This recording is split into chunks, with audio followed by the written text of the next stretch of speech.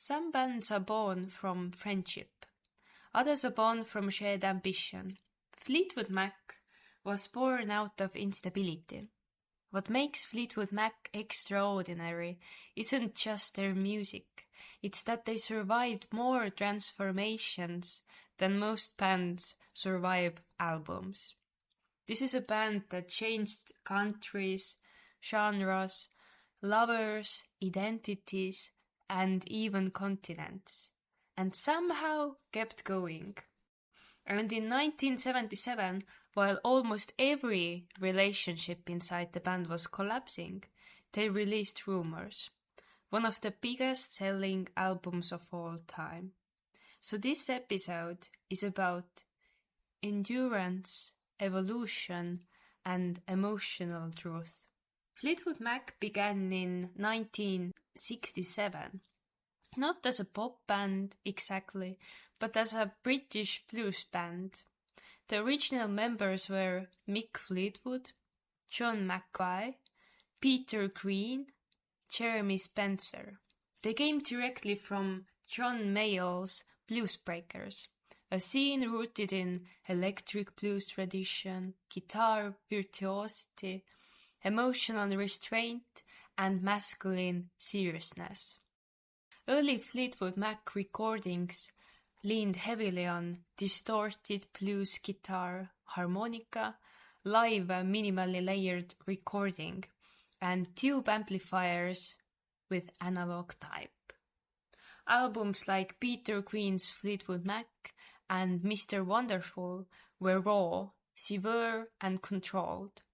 This was music about authority rather than vulnerability. There was very little softness, very little emotional exposure.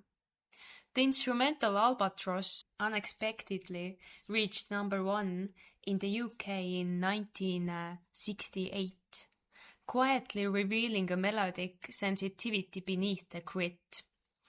Peter's Green mental health struggles led to his departure in 1970, followed by Jeremy Spencer's sudden exit. From the beginning, Fleetwood Mac was shaped by loss. What's important to understand is that Fleetwood Mac was never a group of similar musicians who simply happened to meet. They were a collision of very different musical upbringings. For example, Mick Fleetwood grew up focused almost entirely on rhythm. He wasn't interested in virtuosity or spotlight. His drumming was about patience, space, and pulse. John McVie, reserved and technically grounded, was influenced by British blues bass traditions and classical discipline. His restraint became the quiet backbone of the band. Christine McVie, originally Christine Perfect, was classically trained on piano. She brought the melodic warmth, clarity, and emotional accessibility into a band that had previously been rigid and masculine. Over time, she became the emotional mediator, musically and personally, within Fleetwood Mac band. From the start, this band was built from difference, which made change not just possible, but inevitable.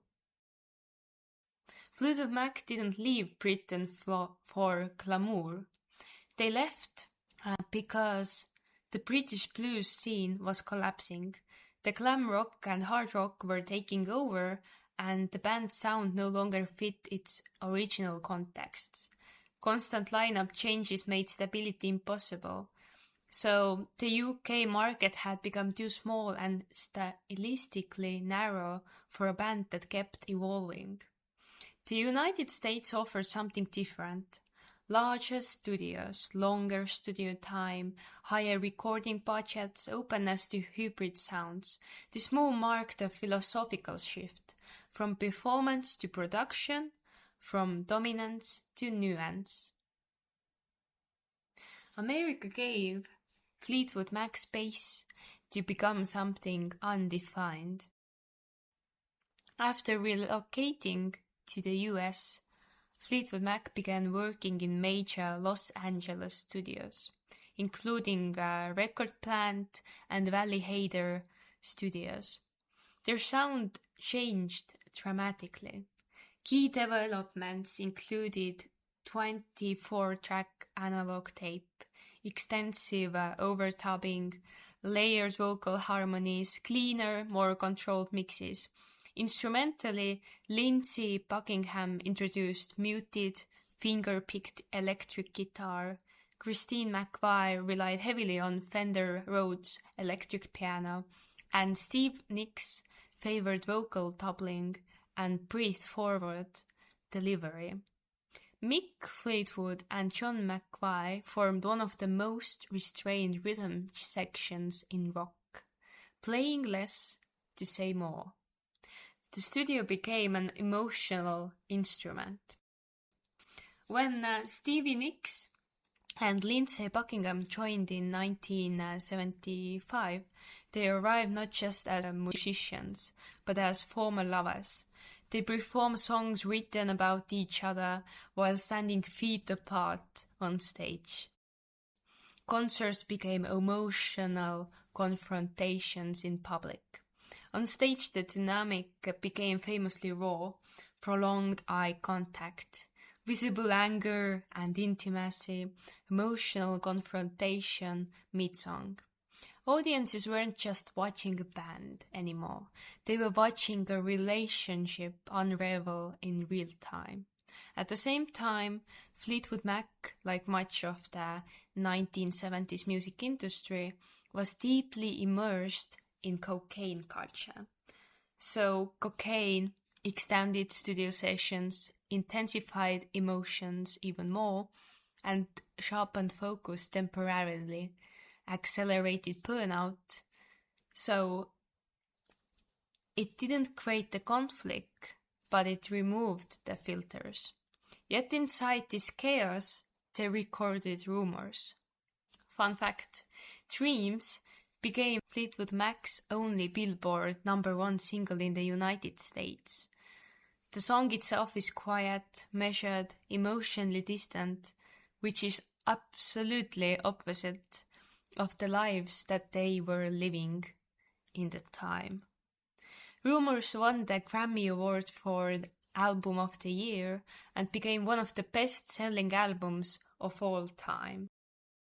What makes Rumours timeless is discipline. Despite emotional chaos, the songs are tightly structured, the mixes are clean, the performances are restrained. Pain is contained, anger is rhythmically precise, and sadness is melodic. The contrast between internal disorder and external polish is the album's genius. After Rumours, expectations became impossible. Tusk, 1979, rejected perfection. Solo careers followed. Stevie Nicks reached #1 with Belladonna. Lindsey Buckingham charted with Trouble. Fleetwood Mac continued, but unity remained fragile. Lindsey Buckingham's perfectionism soon became a source of tension. He pushed endless takes, extreme precision, increasing creative control. While this discipline shaped Fleetwood Mac's greatest work, it also exhausted the band. These conflicts resurfaced repeatedly. Buckingham left in 1987, then returned, clashed again, and was ultimately dismissed in 2018. Lindsey Buckingham was never simply difficult. He was essential and unsustainable. In 1998, Fleetwood Mac was inducted into the Rock and Roll Hall of Fame. By then, the band was no longer just successful. They were officially recognized as part of music history's core canon. Instability itself had become part of their legacy. Fleetwood Mac rarely ended things cleanly. They reunited when it mattered.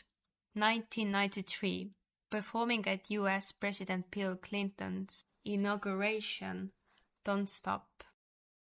1997, the Dance Reunion album and tour. 2003, Say You Will, their first studio album in 16 years. And 2014, Christine McVie returned, restoring the balance. Even in 2018 to 2019, they toured again, adapting to changes while honoring the music already made. Fleetwood Mac moved in cycles, not straight lines.